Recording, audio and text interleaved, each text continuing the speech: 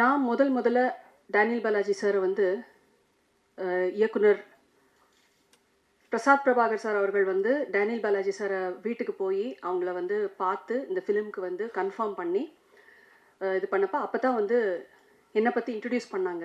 So நான் வந்து அவருக்கு as a part of the movie making அவருக்கு நன்றி சொல்கிறதுக்காக, சார் எங்கள் படத்தில் நடிக்கிறதுக்கு நீங்கள் சம்மதிச்சதுக்கு உங்களுக்கு எங்களுடைய மனமார்ந்த நன்றி அப்படின்னு அந்த நன்றி சொல்கிறதுக்காக வீடியோ காலில் வந்துட்டு அவரை சந்திக்கக்கூடிய ஒரு தருணம் தான் எனக்கு கிடைச்சிது.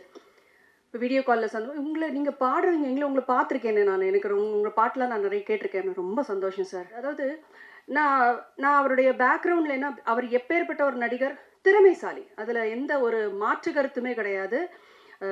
பயங்கரமான திறமைசாலி. சினிமா நுணுக்கங்களை பற்றியும் நடிப்பு திறன்களை பற்றியும் ஸ்க்ரீன் ஸ்பேஸை எப்படி வந்துட்டு, ஏன்னா பாலாஜி சார் வந்து ஒரு ஸ்க்ரீனில் வராருனாவே கம்ப்ளீட்டாக கேப்சர் பண்ணிவிடுவார். அது அது அது நெகட்டிவிட்டி ரோலாக இருக்கட்டும், எதுவாக இருக்கட்டும். மோஸ்ட்லி அவர் நடித்ததெல்லாம் வில்லன் கேரக்டர்ஸ் தான்.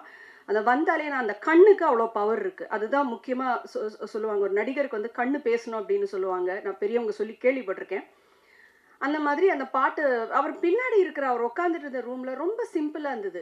நான் வந்து பிரசாத் சார்ட்ட கேட்டேன், என்னங்க இவர் இவ்வளோ பெரிய நடிகர், என்ன ரொம்ப சாதாரணமாக ஒரு கைத்துக்கட்டில் சிம்பிளாக அவர் பாட்டுக்கு சிம்பிளாக இருக்கார். நம்ம அவர் இருக்கிற இடமும் அப்படி தான் இருக்குது, அவர் வாழ்ந்துட்டு இருக்கிற வாழ்க்கையும் அப்படி தான் இருக்குது. ஏன்னா யதார்த்தமான ஒரு வாழ்க்கை. ஏன்னா ஸ்க்ரீனில் எல்லாரும் பெரிய ஸ்டால்வார்ட்ஸாக இருக்கலாம், திறமைசாலிகளாக இருக்கலாம். ஆனால் நிஜ வாழ்க்கையில் எல்லாருமே வந்துட்டு அவங்கவுங்க அம்மா அப்பாவுக்கு பிள்ளை, கணவருக்கு மனைவி, மனைவிக்கு கணவன், பிள்ளைங்களுக்கு தாய் தகப்பன், இவ்வளோதான் ஒரு குடும்பம். ஒரு ஹியூமன் பீயினோட லைஃபே ரிவால்வ் ஆகுறது இவ்வளோக்குள்ளே தான். எனக்கு ரொம்ப ஆச்சரியமாக இருந்தது அவருடைய சிம்பிளிசிட்டி. இவருடைய மறைவு, any artist for that, any ஒரு நல்ல ஒரு கலைஞர், மக்களுடைய மனதில் இடம்பெற்ற கலைஞர்கள், அவங்க வில்லனா நடிக்கிறாங்க, ஹீரோங்க நடிக்கிறாங்கங்கிறது முக்கியம் இல்லை. நடிப்பு துறையில எப்படி அவங்களுடைய நடிப்பை நடிச்சிருக்காங்க, அவங்களுடைய தொழிலை எப்படி நல்லா பண்ணியிருக்காங்க. அது பாடகராக இருக்கட்டும், நடிகராக இருக்கட்டும், இயக்குனராக இருக்கட்டும், பாடல் ஆசிரியராக இருக்கட்டும், யாராக இருக்கட்டும், அந்த மாதிரி மக்கள் மனசில் இடம் பெற்று இருக்கக்கூடிய ஒரு நடிகர் தான் டேனியல் பாலாஜி சார். இந்த படம் ஷூட்டிங் நடந்துகிட்டு இருக்கும்போது அதிகமாக வந்து ஈஸ்வர் கிருஷ்ணாவுடையும் சாருகேஷ் அவர்களுடையும் அவர் அதிகமாக பேசியிருக்காரு. அது மாத்திரம் இல்லாமல் அவர் கூட ரன்னிங் கேரக்டராக வந்துட்டு இருந்த பாபு அவர்களோடும் முத்து அவர்களோடும் அதிகமாக அவர் வந்துட்டு பேசியிருக்கிறாரு. அப்போவே வந்து ஈஸ்வர் கிருஷ்ணா கிட்டக்க அவர் சொல்லியிருக்கிறாரு, இதுதான் என்னுடைய கடைசி படமாக இருக்கும், இதுக்கப்புறம் நான் பரிபூர்ணமாக ஆன்மீக வழியில் தான் போகிறதா இருக்கேன்.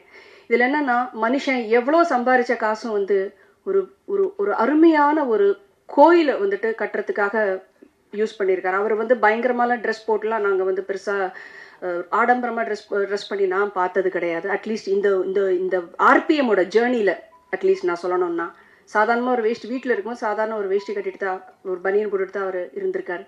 ரத்தூல் அங்காள பரமேஸ்வரி அம்மன் கோவில் தான் அவர் ஆவடியில் வந்து கட்டியிருக்கிற கோவில். ரொம்ப அழகான கோவில். உங்களுக்கு கோவில் போகிற பழக்கம் இருக்கிறவங்களுக்கு கண்டிப்பாக ஒரு தடவை போய் விசிட் பண்ணுங்கள்.